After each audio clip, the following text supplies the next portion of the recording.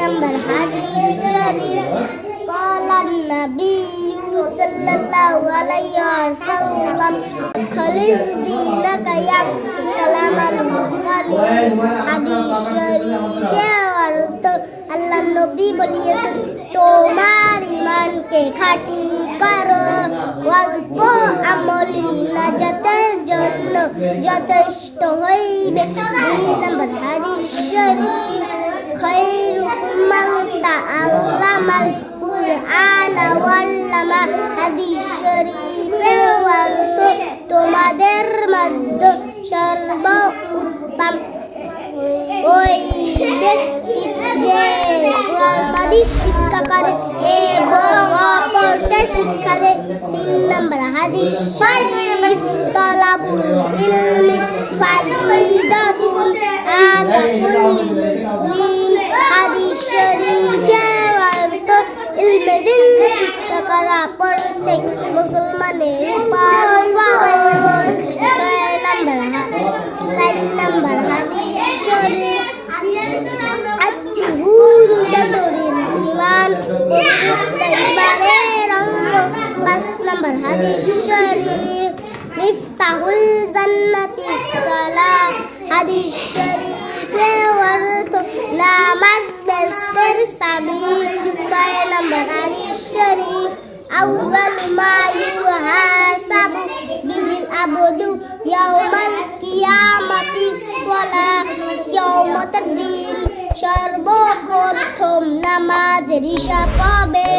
7 নম্বর হাদিস শরীফ ফাদলুল আলিমি আলাল আবিদি কাফাদিলি আলা আদনা হাদিস শরীফে অর্থ তোমাদের মধ্যে সর্বাপেক্ষা ছোট ব্যক্তি হতে আমার মতো যত বড় বেইলেম আবেদের চেয়ে খাঁটি আলেমের মতো যত বড়।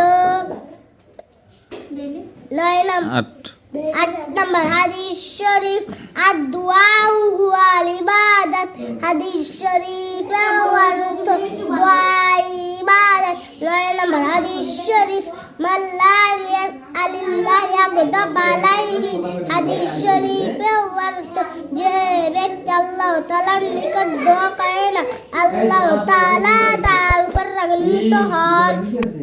10 নম্বর হাদিস শরীফ লা ইয়ারহামুল্লাহু মান লা ইয়ারহামুন নাস হাদিস শরীফে অর্থ আল্লাহ তাআলা ওই ব্যক্তির উপর রহম করে না যে মানুষের উপর রহম করে না।